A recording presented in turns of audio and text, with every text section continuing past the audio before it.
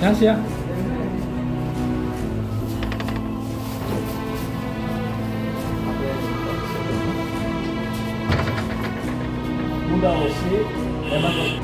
Defamation মানহানি case মানহানি মামলানি করলাম রেবতী ত্রিপুরা এক্স এমপির বিরুদ্ধে। Sir, Shri Rebati Tripura ex MP spread lies against me while giving a speech at the London public gathering on the day of 25th January 2023. Rebati Tripura কি জানি না, আমি যেটুকু জানি, আমি আমার বউ, আমার বাবা, আমার 14 গোষ্ঠীতেও এই 6-7 মাসে কেউ গাড়ি কিনে নাই, আর আমার 14 গোষ্ঠীতেও কেউ রাবার বাগান কিনে নাই এই 6-7 মাসে। আর আমার বোনের ছাড়া কারোর পাসপোর্ট নাই, খালি আমার বোন আমেরিকাতে থাকে, খালি ওনার পাসপোর্ট আছে, আমার নিজের পাসপোর্টও নাই। তারপরে উনি কইলেন আমি দেশে বিদেশে ভ্রমণ করি। আমি সোশ্যাল মিডিয়ার মাধ্যমে যেটা দেখি উনি সিঙ্গাপুর দেশ বিদেশে ঘুরেন, কিন্তু উনি উল্টা কইলেন আমি বিদেশে যাই। আমার তো পাসপোর্টই নাই, আমি কেমনে বিদেশে গেলাম? তো আমি বিদেশে গিয়ে থাকলে আমি কি অন্যপন্থী লোকায় চুরি নি বাংলাদেশে গেলাম না কই গেলাম, উনি প্রমাণ করুন। তাই আমি এই এফআইআর করতে বাধ্য হলাম। এই মানহানি মামলা আপনারা গ্রহণ করবেন নাকি এটা বললাম।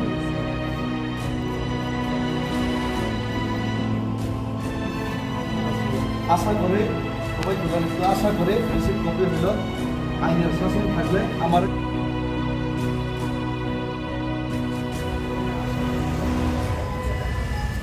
কি আর বলবো, জুমলা মিথ্যা আর মিথ্যা। যেটা সোশ্যাল মিডিয়ার মধ্যে আজকে দেখলাম, ঘুমের থেকে উঠলেই মিথ্যা আর মিথ্যা, রাজ্যের মধ্যে দেশের মধ্যে মিথ্যা মামলা, মিথ্যা কথা, মিথ্যা প্রচার। আজকে দেখলাম মাননীয় মুখ্যমন্ত্রী বলছেন সোশ্যাল মিডিয়ার মাধ্যমে, আমি দেখলাম মিথ্যা ঠকানো এর নাকি উনি প্রিন্সিপাল ইউনিভার্সিটি খুলবেন। ওইটার মধ্যে দেখলাম কেউ মিস কল দিলে চাকরি, কেউ 10,323 को नौकरी मिलेगा ही मिलेगा, घुमा घुमा के सालाना चालाना, কেউ এই বলছে, কেউ বলছে 50,000 চাকরি। তো এই করতে করতে কিছুদিন আগে আমি ত্রিপুরার মধ্যে যে অন্যায় হচ্ছে সংখ্যালঘুদের বিরুদ্ধে ত্রিপুরা একট বাস্তবায়ন হচ্ছে না, এর বিরুদ্ধে আমি দিল্লিতে পেদল যাত্রা করলাম।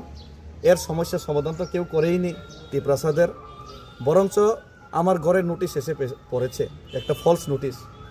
পরে দিয়ে জানতে পারলাম ফলস নোটিশের কোনো উত্তরই নাই এসডিএম সাহেবের কাছে। এখন আমি মামলা করবো আবার ওনাদের বিরুদ্ধে। মিথ্যা হলে তো আমি ছাড়তাম না। কয়েকদিন পরে দেখলাম ঠিক আছে, এখানে বস্ত্র বিতরণ করে সেরা ত্রিপুরা জনগণদের একটা ভুলভাল বোঝানোর একটা জনসভা হবে, বস্ত্র বিতরণ বলবো না, জনসভা। তো এখানে দেখতে পেলাম বস্ত্র বিতরণ করিয়ে ওইখানে ত্রিপুরা একট দেওয়া হবে না বললেন মাননীয় মুখ্যমন্ত্রী। ত্রিপুরাদের বিরুদ্ধে আমি আছি উনি বক্তৃতাতে বললেন। ভালো কথা, ত্রিপুরাদের নিজে ইংলিশে লিখবেন, নিজে ইংলিশে পড়াশোনা করবেন, সব ঠিক আছে, কিন্তু ত্রিপুরারা ওই ইংলিশ অক্ষর দিয়ে ইংলিশ মিডিয়ামে পড়লেও ইংলিশ অক্ষর দিয়ে পরীক্ষা দিতে পারবেন না, এটা উনি বললেন। কিছুদিন পরে মাধ্যমিক 12 হবে, দেখবেন ত্রিপুরাদের অবস্থা। এরই মধ্যে ঠিক আছে, সব কিছু ঠিক আছে, এরই মধ্যে রেবতী বাবু অতি উৎসাহে আমাকে গালিগালাজ করতে গিয়ে ওনারা বিভিন্ন অঙ্গভঙ্গি করে প্রায় আমাকে গালিগালাজ করেন, কিন্তু আমি প্রায় 2-3 মাস সহ্য করলাম। কিন্তু এখন সহ্য সীমারেখার বাইরে চলে গেল, লক্ষ্মণ রেখা পার হয়ে গেল। উনি বললেন আমি নাকি দিল্লিতে আন্দোলন করে এসে জনগণের টাকা দিয়ে আমি বাড়িতে এসে একটা নতুন গাড়ি ক্রয় করলাম। কিন্তু আমি জানি এই দিল্লি থেকে আমি আসার পর এই গত 6 মাসে আমি না, আমার মা না, আমার বাবা না, আমার ওয়াইফ না, আমার 14 গোষ্ঠীতেও কেউ নতুন গাড়ি কিনছে না। কিন্তু তাই না কইলেন আমি নতুন গাড়ি কিনছি। তো এটা কোনান থেকে সোর্স পাইলেন, কোনান থেকে উনি এই বক্তব্যটা দিলেন? এটা তো একজন মাননীয় এমপি, প্রাক্তন এমপি হইয়া, এত বড় নেতা হয়ে উনি এটা প্রমাণ করুক। প্রমাণ না করলে আর সারাসারি নাই। আমি তো ওনার বাড়িতে যাবো কিছুদিন পরে।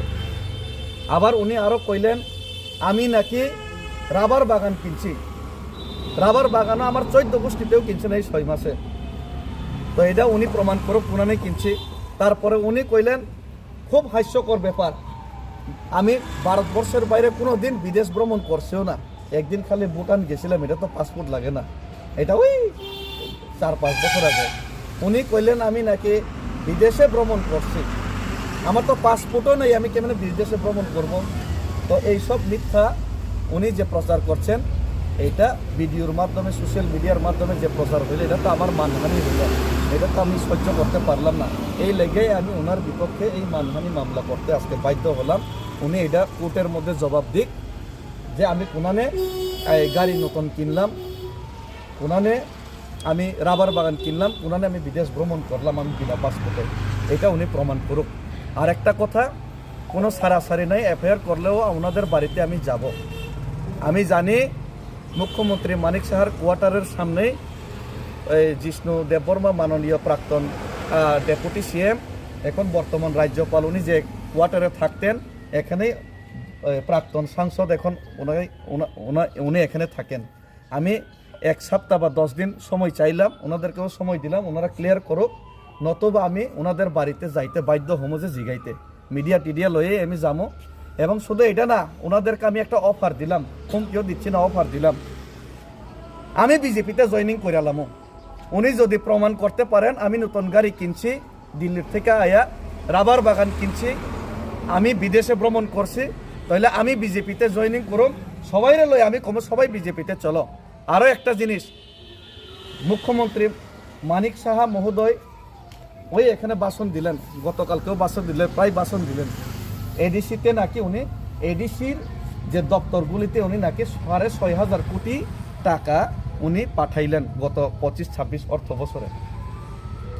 তো আমরা হতবাক, 6,500 কোটি টাকা এডিসির মধ্যে এত কাজ নাই, পয়সা নাই। পরে দিয়ে আমি এডিসির মাননীয় কার্যনির্বাহী সদস্য সিএম পূর্ণচন্দ্র জমাতিয়াকে আজকেও কল করলাম, ওই কত টাকা রিসিভ হয়েছে জিগাইলাম। উনি কইলেন মাত্র 670 কোটি টাকা না কত রিসিভ হইল এই বছরে। তো কাগজ দিতে পারবেন নি জিগাইলাম, উনি কইলেন কাগজ দিয়ে দিব কত টাকা রিসিভ হয়েছে। তো উনি তো রেডি আছে, 650 কোটি টাকা যেটা এডিসিতে রিসিভ হয়েছে, ওই কাগজ কালকে দিয়ে দিব, ওই কাগজটা আমি নিমু। তো মানিক সাহা মাননীয় মুখ্যমন্ত্রী মহোদয় 6,500 কোটি টাকা যদি এডিসিকে দিয়া থাকে, উনিও কাগজ দিক।